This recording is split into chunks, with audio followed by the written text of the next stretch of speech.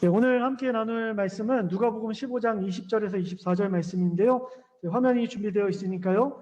우리 같이 화면을 보면서 말씀을 읽었으면 좋겠습니다. 오늘 제목은 달려가 껴안으시는 아버지라는 제목으로 하나님의 말씀을 같이 나누도록 하겠습니다. 네, 저희 그조교회는 세번역 성경으로 성경을 보고 있습니다. 그래서 조금 쉬운 어투로 말씀을 보고 있고요. 우리 대한성서공회에서 나온 성경으로 같이 읽고 있으니까요. 그 부분 참조 바라도록 하겠습니다. 우리 같이 한 목소리로 읽겠습니다. 시작. 그는 일어나서 아버지께로 갔다. 그가 아직도 먼 거리에 있는데 그의 아버지가 그를 보고 측은히 여겨서 달려가 그의 목을 껴안고 입을 맞추었다. 아들이 아버지에게 말하였다. 아버지, 내가 하늘과 아버지 앞에 죄를 지었습니다. 이제부터는 나는 아버지의 아들이라고 불릴 자격이 없습니다. 그러나 아버지는 종들에게 말하였다. 어서 가장 좋은 옷을 꺼내서 그에게 입히고 손에 반지를 끼우고 발에 신을 신겨라. 그리고 살진 송아지를 끌어내다가 잡아라. 우리가 먹고 즐기자. 나의 이 아들은 죽었다가 살아났고 내가 잃었다가 되찾았다. 그래서 그들은 잔치를 벌였다. 아멘. 여러분, 설교자가 해서는 안 되는 일들이 여러 가지가 있겠죠. 말씀 준비를 게을리해서는 안 된다. 또 말씀을 준비할 때 말씀 본연의 것을 잘 전달해야 된다. 등등 여러 가지 설교자의 기본적인 덕목들이 있을 겁니다. 근데 제가 오늘 말씀드리고 싶은 해서는 안 되는 한 가지 것들을 전문용어로 저격설교라는 설교가 있습니다. 여러분 느낌이 오시죠? 어떤 건지. 그러니까 어떤 한 사람의 행동이나 생각이 이 설교자에게 있어서 마음에 안 든다고 해서 그 사람의 행동과 생각을 내가 교정하겠다라는 말씀이 아니라 나의 사심에 의해서 설교를 하는 것, 설교를 활용하여서, 이용하여서 한 사람의 생각과 행동을 조정하려고 하는 것을 저격설교라고 또 설교자들 사이에서 저희들끼리 부르는데 이것은 옳지 못하다라고 이야기할 수가 있습니다. 물론 그 사람이 그렇게 했는지 안 했는지는 하나님과 설교자만이 아는 부분이기 때문에 또 거꾸로 그 설교자에 대해서 판단하는 것조차도 또 문제가 될 수 있다. 그러나 설교에 사심이 들어가서는 안 된다.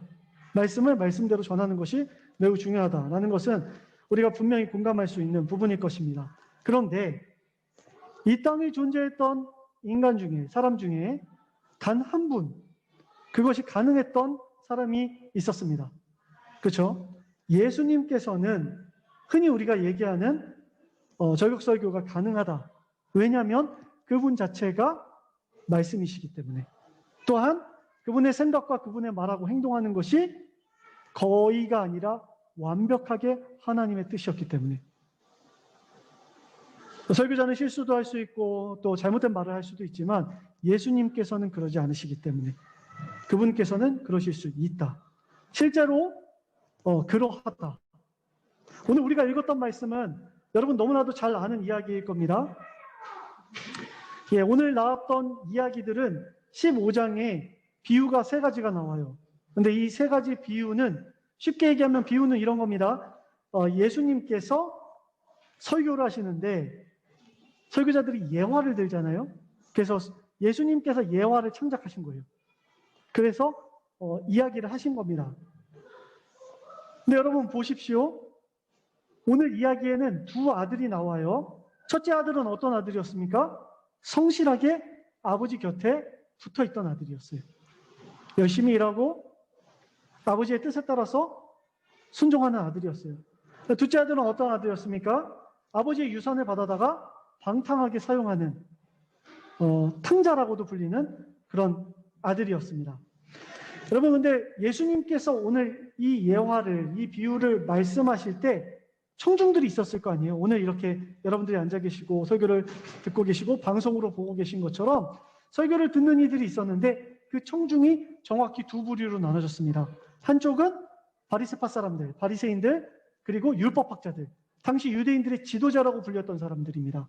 그리고 또 한 부류의 사람들은 죄인들과 세리들, 유대인들이 더럽다 추악하다 여기던 사람들이었습니다.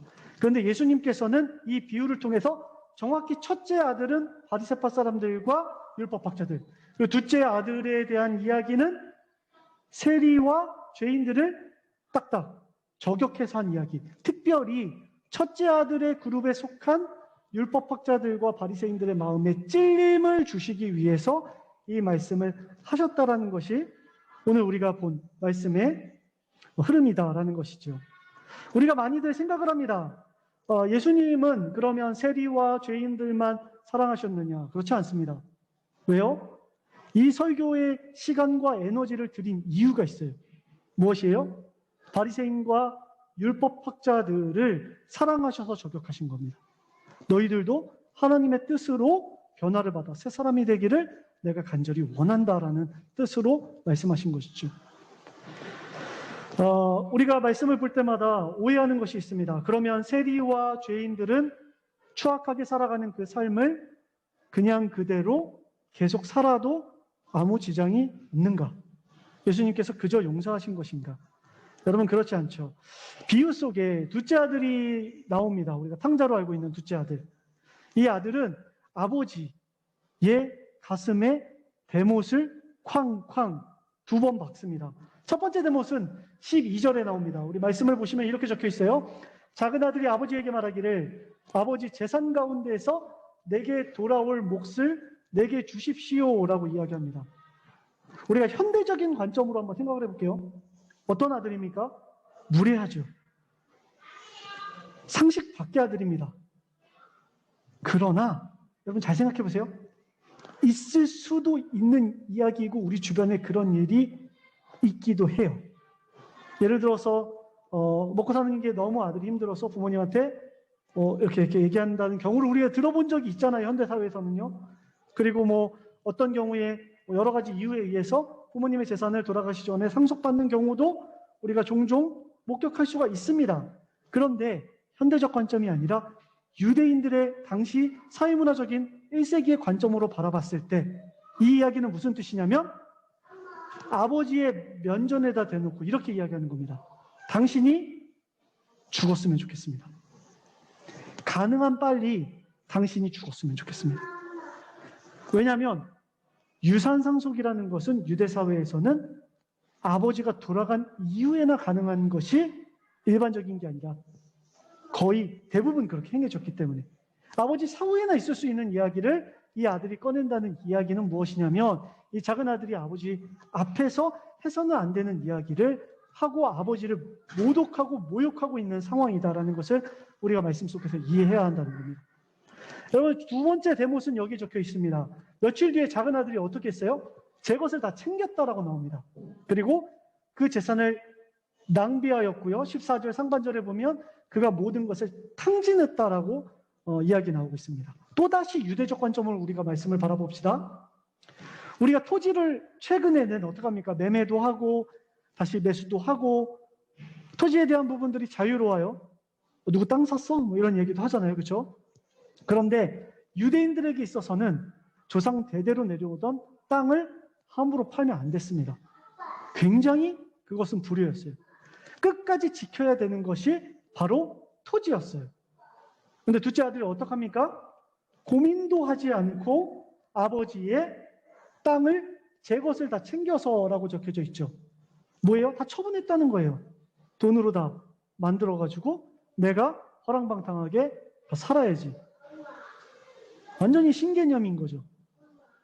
네. 이런 생각으로 딴 곳에 가서 방탕하게 살았는데 그것도 못 이기고 더 나아가서 탕진해버렸다라고 이야기를 하고 있습니다. 여러분 아버지의 관점에서 봤을 때 이 둘째 아들은 씻을 수 없는 수치였다. 사람들이 수군댔을 거예요. 그래서 아버지가 지나가면 저 사람이야 저 사람 아들이래. 아버지 얼굴에 똥칠한 아들 알지? 야 이거 크게 얘기하지 마. 다 들려. 어머 여기 본다. 너 근데 그거 알아? 저 집 둘째 아들 내가 저쪽에서 들었는데 돼지 치고 있대. 돼지? 아니야. 돼지 사료 먹고 있대. 들었다. 우리 빨리 절로 가자. 여러분 돼지, 삼겹살, 목살 여보 오늘 저녁에 먹을까요? 네, 우리 즐겨 먹는 거죠. 그런데 당시 유대 사회에서는 돼지는 굉장히 부정한 짐승이었어요. 가까이 하면 안 돼요. 치면 안 돼요. 그런데 돼지 우리에서 돼지 사료까지 먹고 있다? 이거는 도저히 이제는 가까이 할 수 없는, 너무 강을 건너간 겁니다. 아버지에게 씻을 수 없는 수치와 오늘날로 이야기한다면 이 아버지는 매일매일 정신과를 다니면서 치료를 받아야 될 만한 상황. 둘째 아들이 돌아오면 받아줄 수 있을까요? 저도 한 아이의 아버지이기 때문에 한번 생각을 해봤어요. 받아줄 수 있을 것 같아요. 아빠니까. 네. 그런데 오늘 말씀에 나오는 것처럼 사람들 다 보는 앞에서 달려가서 끌어안고 목을 안고서 입 맞추지는 못할 것 같아요. 적어도 체면이 있기 때문에 야 이놈 자식아 일로 와봐 한 다음에 뒤에 가서 좀 씻어 하고 좀 이렇게 하겠지, 오늘 말씀처럼 하는 거는 저는 도저히 못할 것 같아요. 여러분 2주 전에 도혜원 목사님께서 설교하시고 제가 도혜원 목사님처럼 지금 저 방에서 아이들과 같이 교육을 했어요. 근데 저는 도 목사님처럼 저렇게 전문가가 아니기 때문에 찬양 끝났는데 공과 공부가 끝나버렸어요. 그래서 이제 이 친구들이랑 20분 동안 뭐 하나 막 이러다가 애니메이션을 봤어요. 성경 애니메이션을 봤습니다. 어떤 영상을 봤냐면 노크라는 영상을 봤는데 여러분 그 영상을 지금 잠깐만 보여드릴게요. 조금만 보여드릴게요. 애들이 봤던 영상이고 굉장히 반응이 좋았습니다.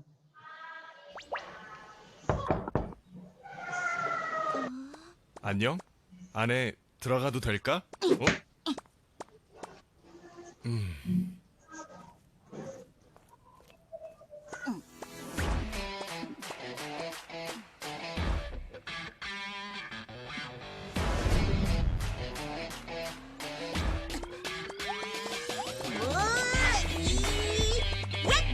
난 돌아갈 거야! 안녕? 안에 들어가도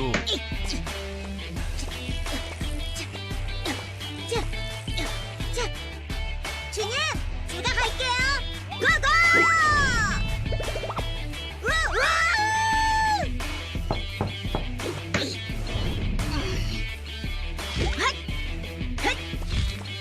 이거는 반드시 주님께 갈게요!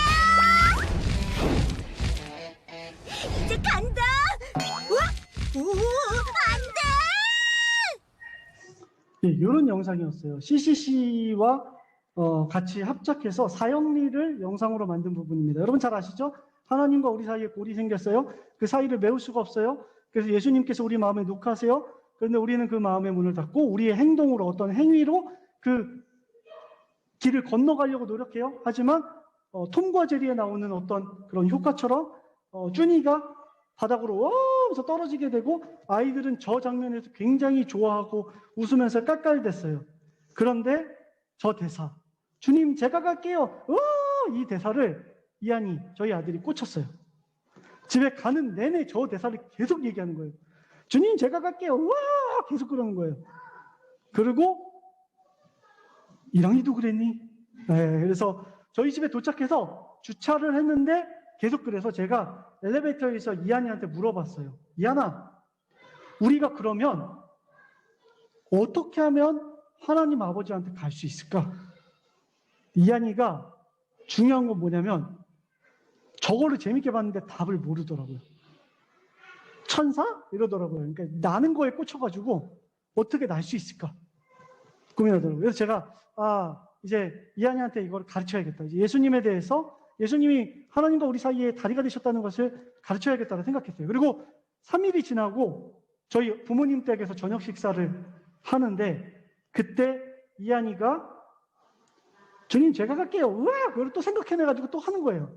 그래서 제가 기습적으로 이한이한테 물어봤습니다. 이한아, 얼마 전에 우리 저 영상 봤잖아. 그런데 우리가 저렇게 하나님 앞에 가려면 어떻게 하면 갈 수 있을까 했더니 이한이가 저에게 충격적인 대답을 건넸습니다.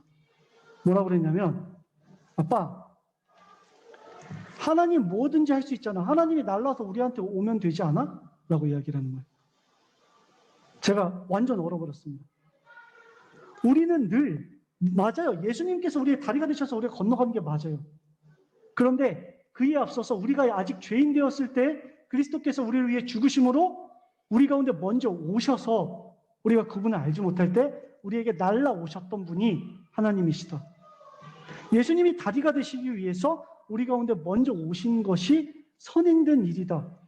결론적으로는 그분의 오심이 우리가 가는 것보다 우선됐다라는 것을 이한이가 저한테 깨닫게 해줬어요. 여러분, 말씀에 둘째 아들이 나옵니다. 둘째 아들이 잘한 게 하나도 없어요. 그런데 잘한 게 하나 있어요. 밑도 끝도 없는 자신감이 있었어요. 내가 아버지한테 가서 사죄하면 아버지께서 나를 품꾼의 하나로 받아주실 거다. 염치 없는 행동이죠. 정말 못 돌아갈 것 같아요. 그런데 둘째 아들은 그렇게 했다는 겁니다.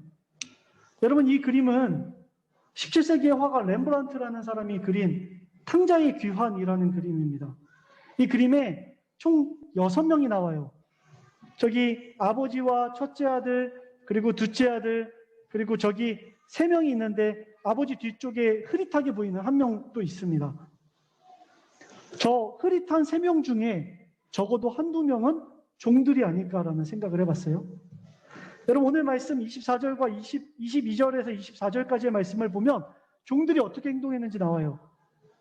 좋은 옷을 꺼내라, 아들한테 입혀라, 반지를 끼워라, 발에 신을 신겨라, 살찐 송아지 잡아라, 그리고 잔치를 벌이자 했더니 이 종들이 그 일들을 다 행합니다. 여러분, 말씀을 보면 둘째 아들보다 어쩌면 이 종들이 아버지 말씀 더 잘 들어요. 더 괜찮은 사람들 같아 보여요. 그런데 그림 속에 보시면 둘째 아들은 종들이 누리지 못하는 한 가지를 누립니다. 아무리 후레자식이라도 귀가하면 아버지의 품을 경험할 수 있다. 달려가 안으시고 끌어안으시고 입 맞추시는 그 은혜를 누릴 수 있는 신분은 오직 아들에게만 주어졌다라는 것을 우리가 말씀에서 알 수 있다는 것입니다.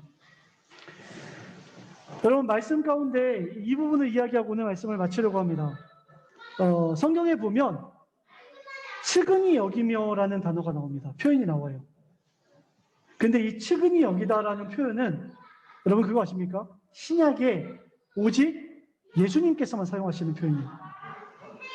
목자 없는 양 같은 사람들을, 그리고 광야에 앉아있는 백성들을, 그리고 나인성 과부와 귀신 들린 아이의 아버지를, 여리고 눈먼 환자들을, 그리고 나병 환자를 예수님께서 고치시기 전에 한 가지 표현이 나오는데 측은히 여기셨다라는 표현이 분명히 나옵니다. 여러분, 우리는 하나님의 부름받은 아들들입니다. 우리의 상황이 어떠하던, 또 우리 형편이 어떠하던 비대면 예배를 드리고 있기 때문에 우리가 하나님 앞에 얼마나 저 종들처럼 충성하지 못했던지 간에 그런 것을 뛰어넘어서 우리가 가기 전에 하나님 아버지께서 우리의 마음 가운데 그분이 우리 아버지십니다라고 고백할 때 그분께서는 우리를 측은히 여기시며 아직 거리가 멀지만 그래도 나를 보시고 달려오셔서 목 껴안고 입 맞추시는 분, 그분이 바로 우리 하나님 아버지시다라는 것을 반드시 기억할 수 있는 우리 모두가 되었으면 좋겠습니다. 이 시간에 우리가 함께 찬양하면서 좀 결단했으면 좋겠는데요. 특별히 우리 교회가 어쩌다 보니까 육아하는 아빠 엄마들, 그리고 우리 플러스 학권 형제님하고 연주자매님 이렇게 같이 모여서 예배하고 교회를 이루고 있어요. 코로나 때문에 더 힘든 것 같아요. 나가지도 못하고 모이지도 못하고 나의 신앙의 어떤 모습들이 많이 다운됐다라는 생각도 번번이 드는 것이 사실입니다. 아이들 때문에, 또 코로나 때문에 여러 가지 이유가 있어요. 둘째 아들이라고 이유 없었을까요? 하지만 우리가 나아갈 때 그때가 언제든지 측은히 여기며 달려와 안으시는 분, 그 하나님이 우리 아버지셔서 오늘도 참 다행이다 고백할 수 있는 우리 주일이 되었으면 좋겠습니다. 우리 그 마음 담아서 우리 하나님 앞에 이 찬양 같이 드리도록 하겠습니다.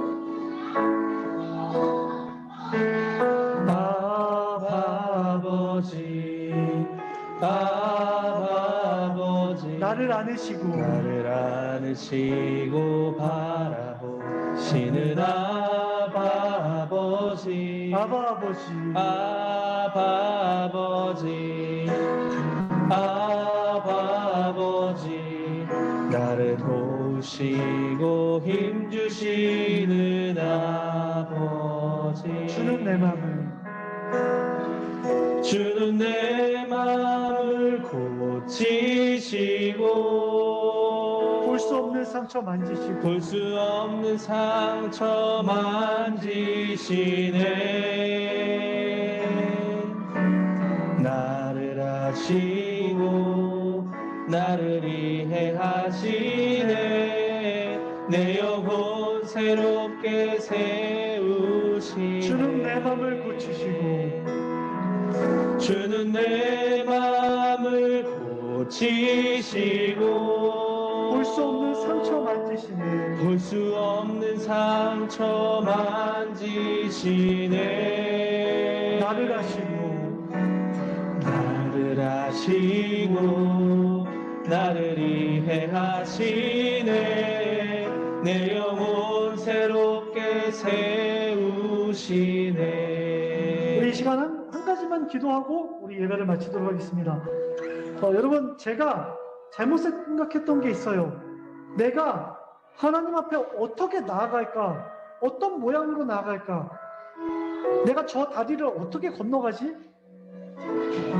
죄송한 마음이지만 예수님조차도 수단이었던 때가 있었어요.